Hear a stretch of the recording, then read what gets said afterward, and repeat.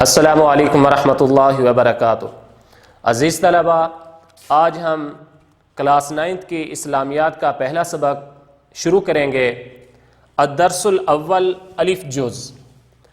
اس درس کے اندر کل 10 آیات بیان کی گئی ہیں۔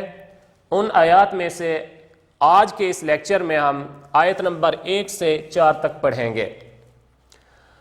آج کے ہمارے اس سبق میں ان 5 پوائنٹس کے اوپر بات ہوگی، اور اس کے بعد اس سبق کے متعلق جو مختصر سوالات بورڈ کے اندر آتے ہیں ان کے اوپر ہم بات کریں گے۔ تو سب سے پہلا پوائنٹ جو ہے وہ سورہ انفال کی وجہ تسمیہ۔ سورہ انفال کی وجہ تسمیہ کیا ہے؟ انفال یہ نفل کی جمع ہے۔ نفل کا معنی ہوتا ہے مال غنیمت۔ چونکہ اس صورت کے اندر مال غنیمت کے احکامات بیان کیے گئے ہیں، اس وجہ سے اس صورت کا نام سورۃ الانفال رکھا گیا ہے۔ دوسرا پوائنٹ، سورہ انفال کا تعارف۔ یہ سورہ انفال یہ سن 2 ہجری میں نازل ہوئی اور یہ مدنی صورت ہے۔ اس صورت کے اندر کل 10 رکوع اور 75 آیات ہیں۔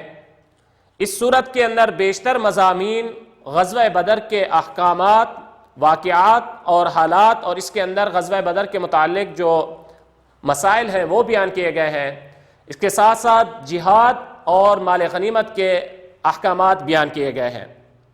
اور اللہ تعالیٰ نے اس صورت کے اندر جو مسلمانوں کے اوپر انعامات کیے ہیں ان کا تذکرہ کیا ہے، اور مسلمانوں نے جس جانثاری کے ساتھ اس جنگ کے اندر شرکت کی، جس جانثاری کا اظہار کیا، اللہ تعالیٰ نے ان کی ہمت افزائی فرمائی، اور اس میں جو کوتاہیاں ہوئی ان پر بھی مسلمانوں کو تنبیہ کی، اور اس صورت کے اندر مسلمانوں کو وہ ہدایات بھی دی گئی جو مسلمانوں کی کامیابی اور فتح اور نصرت کا سبب بن سکتی ہے۔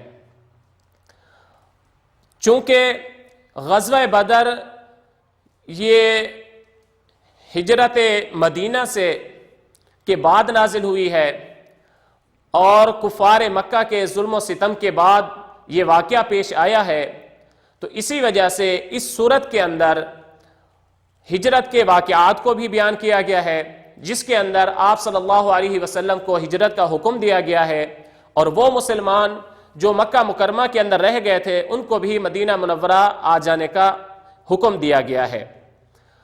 اور چونکہ کچھ مسلمان مکہ مکرمہ میں رہ گئے تھے اور کچھ مسلمان مدینہ منورہ میں آ گئے تھے، اس لیے ان کے درمیان وراثت کے کچھ مسائل پیدا ہو گئے تھے، تو ان کے متعلق جو وراثت کے احکامات ہیں وہ بھی عارضی طور پر بیان کیے گئے ہیں سورت کے آخر میں۔ تیسرا پوائنٹ کہ غزوہ بدر کا پس منظر، کہ یہ غزوہ کیوں واقع ہوا، اس کی کیا وجوہات تھی، کیا پس منظر تھا اس کا۔ آپ صلی اللہ علیہ وسلم نبوت کے بعد 13 سال مکہ منورہ کے اندر رہے۔ آپ صلی اللہ علیہ وسلم کو اس دوران اور آپ صلی اللہ علیہ وسلم کے صحابہ کو بہت زیادہ تکالیف دی گئی، یہاں تک کہ ہجرت سے ذرا پہلے آپ صلی اللہ علیہ وسلم کو قتل کرنے کا باقاعدہ منصوبہ بنایا گیا، نعوذ باللہ۔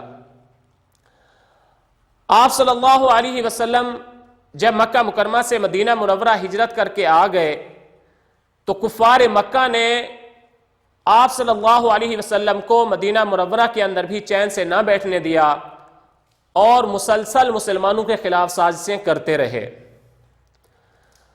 اس کی وجوہات میں سے ایک وجہ تو یہ ہے کہ مدینہ منورہ کے اندر عبداللہ بن ابی کو کفار مکہ نے ایک خط لکھا، جس کے اندر انہوں نے عبداللہ بن ابی کو کہا کہ آپ لوگوں نے ہمارے دشمنوں کو مدینہ منورہ کے اندر پناہ دی ہے، یا تو آپ ان کی پناہ سے ہاتھ اٹھا لیں یا پھر ہم تمہارے اوپر حملہ کریں گے۔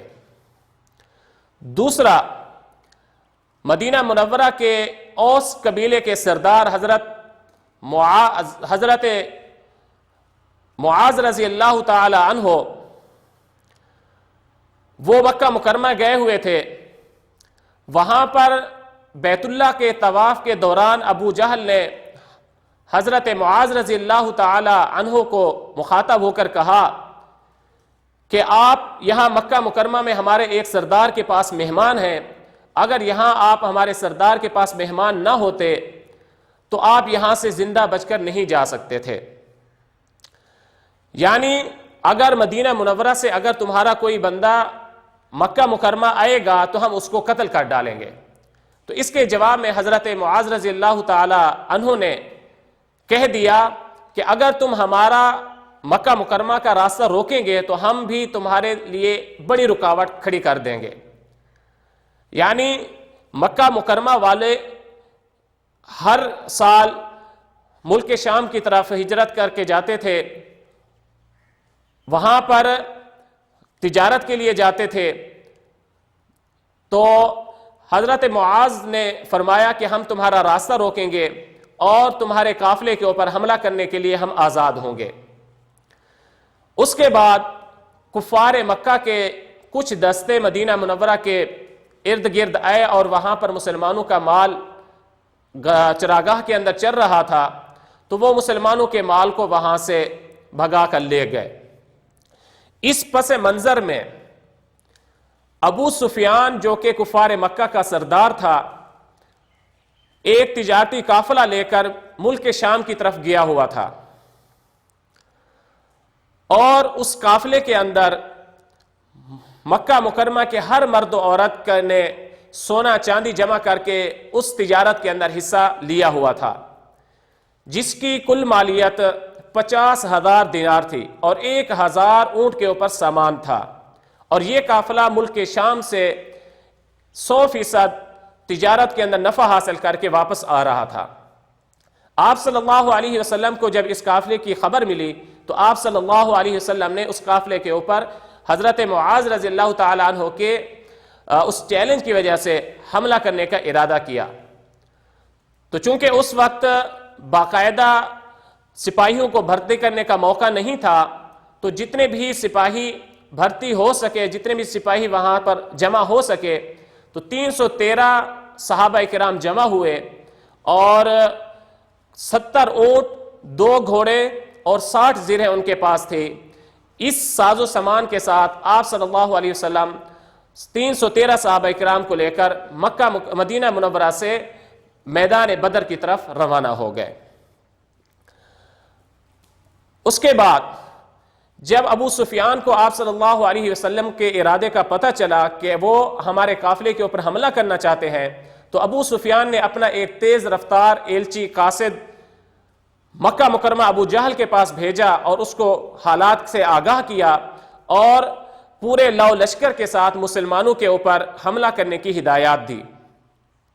اور دوسرا کام اس نے یہ کیا کہ وہ راستہ جو مدینہ منورہ کی طرف سے مکہ مکرمہ کی طرف جاتا تھا، وہ راستہ بدل کر بحر احمر کی طرف اپنے قافلے کا رخ موڑ دیا، اور بحر احمر سے چکر کاٹتے ہوئے مکہ مکرمہ پہنچ گیا۔ آپ صلی اللہ علیہ وسلم کو جب پتہ چلا کہ ابو سفیان نے اپنے قافلے کا رخ تبدیل کر دیا اور مکہ مکرمہ سے ابو جہل اپنا لشکر لے کر روانہ ہو گیا، تو آپ صلی اللہ علیہ وسلم نے صحابہ کرام سے مشورہ کیا کہ اب کیا کیا جائے۔ تو صحابہ کرام نے مشورہ دیا کہ ہم ابو جہل کے ساتھ ایک مقابلہ کر کے رہیں گے جس کے اندر مسلمانوں اور کافروں کے درمیان فرق ہو جائے گا۔ تو تمام صحابہ کرام اس پر متفق ہو گئے کہ ہم ابو جہل کے ساتھ جنگ کریں گے۔ اس کے بعد دونوں لشکر بدر کے میدان میں آمنا سامنا ہوا، اور مسلمانوں کے پاس کم ساز و سامان اور کم تعداد ہونے کے باوجود اللہ تعالیٰ نے مسلمانوں کو کامیابی عطا کی، اور کفار کا جو بہت بڑا لشکر تھا اس کو اللہ تعالیٰ نے شکست فاش دی۔ اور اس جنگ کے اندر کفار مکہ کے بڑے بڑے سردار ابو جہل اور اس کے ساتھ بڑے بڑے 70 سردار مردار ہو گئے، قتل ہوئے، اور 70 دوسرے افراد قید ہوئے، اور اس کے علاوہ جو باقی لوگ بچ گئے وہ میدان چھوڑ کر بھاگ گئے۔ تو اللہ تعالیٰ نے اس جنگ کے اندر مسلمانوں کو فتح عطا کی۔ یہ واقعات بیان کرنے کا مقصد یہ تھا کہ چونکہ یہ سورہ انفال اس کے اندر غزوہ بدر کے واقعات بیان کیے گئے ہیں. جب ہم ان آیات کو پڑھیں گے، ان کا ترجمہ کریں گے، تو پھر ان واقعات کا جب ہمیں پتہ ہوگا تو ان آیات کو سمجھنا ہمارے لیے آسان ہو جائے گا. نمبر 4، آیات کا ترجمہ. اب ہم آیات کا ترجمہ کرتے ہیں. بسم اللہ الرحمن الرحیم. یسألونک عن الانفال قل الانفال للہ والرسول فاتقوا اللہ واصلحوا ذات بینکم واطیعوا اللہ ورسولہ ان کنتم مؤمنین. یسألونک عن الانفال، وہ آپ سے مال غنیمت کے بارے میں سوال کرتے ہیں. یعنی اے محمد صلی اللہ علیہ وسلم، یہ لوگ یعنی صحابہ کرام آپ سے مال غنیمت کے بارے میں سوال کرتے ہیں، پوچھتے ہیں. قل الانفال للہ والرسول، کہہ دیجئے کہ مال غنیمت اللہ اور اس کے رسول کا مال ہے. یعنی مال غنیمت کے بارے میں فیصلہ کرنے کا اختیار اللہ اور اس کے رسول کو ہے. مسلمانوں کو جب اللہ تعالیٰ نے میدان جنگ کے اندر فتح نصیب کی تو مسلمانوں کے 3 گروہ ہو گئے. ایک گروہ آپ صلی اللہ علیہ وسلم کی حفاظت کے اوپر متعین تھا، اور دوسرا گروہ دشمن کے تعاقب میں چلا گیا، اور تیسرا گروہ مال غنیمت کو جمع کرنے میں مصروف ہو گیا. اب وہ تیسرا گروہ جو مال غنیمت کو جمع کر رہا تھا، اس کا خیال یہ تھا کہ چونکہ مال غنیمت کو ہم نے جمع کیا ہے اس لیے مال غنیمت ہمارا حق ہے، جیسا کہ زمانے جاہلیت میں ہوا کرتا تھا. اور پہلا اور دوسرا گروہ جو تھا ان کو یہ خیال آیا کہ چونکہ ہم بھی جنگ کے اندر برابر کے شریک تھے اس لیے مال غنیمت کے اندر ہمارا بھی حق ہے، بلکہ اس وقت ہم ایک اہم ڈیوٹی سر انجام دے رہے تھے تو اس لیے ہمارا بھی اس مال غنیمت کے اندر حق ہے. تو صحابہ کرام کے درمیان بحث و تکرار ہو گئی. یہ واقعہ جب آپ صلی اللہ علیہ وسلم کے پاس پہنچا تو سورہ انفال کی یہ آیات نازل ہوئی جس کے اندر بتایا گیا کہ مال غنیمت اللہ اور اس کے رسول کا حق ہے. یعنی مال غنیمت کے بارے میں فیصلہ کرنے کا حق اللہ اور اس کے رسول کو ہے. اس آیت کے اندر اجمالی حکم بیان کیا گیا، مختصر حکم بیان کیا گیا. اسی صورت سے آگے آیت نمبر 41 میں مال غنیمت کی تقسیم کے متعلق تفصیلی حکم بیان کیا گیا ہے جو آگے چل کر ہم تفصیل سے پڑھیں گے.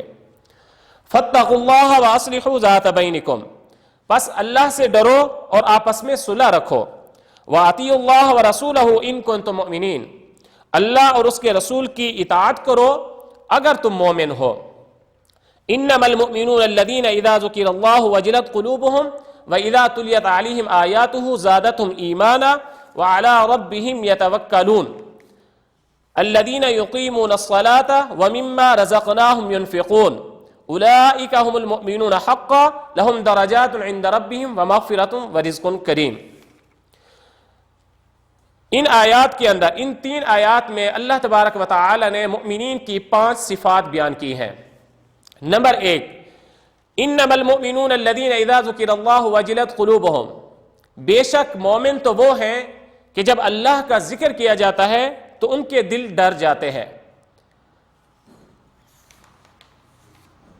وَإِذَا تُلِيَتْ عَلَيْهِمْ آيَاتُهُ زَادَتْهُمْ إِيمَانًا، دوسری آیت، دوسری نشانی مومنین کی دوسری صفت یہ بیان کی گئی ہے کہ مومن وہ ہیں جب اللہ کی آیات ان کے سامنے پڑھ کر سنائی جاتی ہیں تو ان کا ایمان بڑھ جاتا ہے، ان کے ایمان میں اضافہ ہو جاتا ہے. الذین یقیمون الصلاۃ، تیسری صفت یہ ہے کہ وہ نماز قائم کرتے ہیں. ومما رزقناہم ینفقون، اور چوتھی صفت یہ ہے کہ وہ اللہ تعالیٰ کے دیے ہوئے مال میں سے خرچ کرتے ہیں. وعلی ربہم یتوکلون، وہ اپنے رب کے اوپر بھروسہ کرتے ہیں. اولئک هم المؤمنون حقا، یہی لوگ سچے مومن ہیں. لہم درجات عند ربہم ومغفرۃ ورزق کریم، ان کے لیے ان کے رب کے ہاں بخشش ہے اور عزت کی روزی ہے. تو چوتھا پوائنٹ آیات کا ترجمہ یہ بھی ہو گیا، اور 5واں پوائنٹ کہ ان آیات میں مومنین کی 5 صفات بیان کی گئی ہیں وہ بھی ہم نے بیان کر دی ہے. اب ہم آتے ہیں کہ ان آیات میں یہ جو ہم نے سورہ انفال کی پہلی 4 آیات پڑھی ہیں، اس کے اندر سورہ بورڈ کے اندر جو سوالات آتے ہیں وہ کون سے اہم سوالات ہیں. تو پہلا سوال جو ان آیات کے متعلق آتا ہے وہ یہ ہے کہ سورہ انفال میں کس غزوہ کا ذکر ہے. تو اس کا جواب یہ ہے کہ سورہ انفال میں غزوہ بدر کا ذکر ہے۔ دوسرا جو اہم سوال اس سبق کے متعلق بورڈ کے اندر آتا ہے وہ یہ ہے کہ سورہ انفال میں کتنے رکوع اور آیات ہیں؟ تو اس کا جواب یہ ہے کہ سورہ انفال میں 10 رکوع اور 75 آیات ہیں۔ تیسرا سوال، غزوہ بدر کب واقع ہوا؟ تو اس کا جواب یہ ہے کہ غزوہ بدر 17 رمضان المبارک سن 2 ہجری میں واقع ہوا۔ اور چوتھا سوال یہ ہے کہ سورہ انفال میں مؤمنین کی کیا صفات بیان کی گئی ہیں؟ تو سورہ انفال کی مؤمنین کی سورہ انفال میں 5 صفات بیان کی گئی ہیں جو کہ ہم نے پہلے بیان کر دی ہیں۔ پانچواں سوال یہ ہے جو ان آیات کے متعلق آتا ہے وہ یہ ہے کہ مال غنیمت کسے کہتے ہیں؟ تو اس کا جواب یہ ہے کہ مال غنیمت وہ مال جو مسلمانوں کو کفار کے ساتھ جنگ کی صورت میں جب فتح حاصل ہوتی ہے تو کفار کا جو ساز و سامان اور مال و دولت مسلمانوں کے قبضے میں آتا ہے اس کو مال غنیمت کہا جاتا ہے۔